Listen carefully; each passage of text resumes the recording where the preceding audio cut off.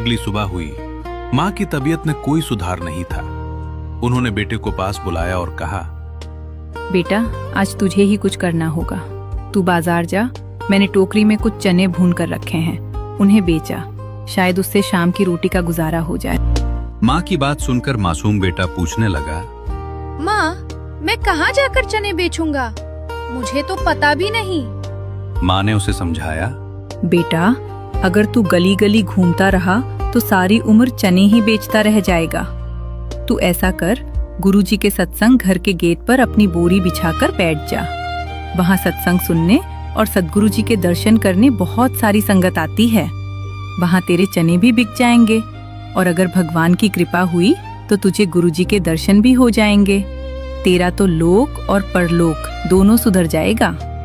माँ की आज्ञा पाकर और सिर पर भुने हुए चनों की टोकरी रखकर वो नन्हा बालक आश्रम की तरफ चल दिया।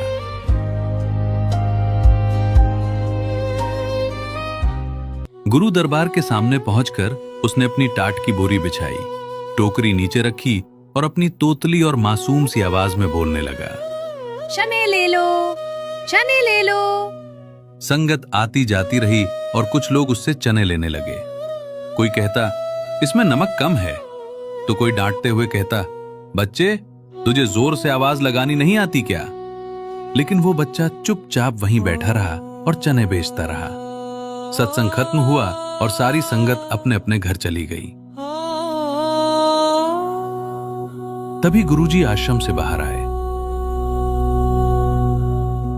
उनके कानों में एक तोतली सी आवाज पड़ी, चने ले लो, चने ले लो।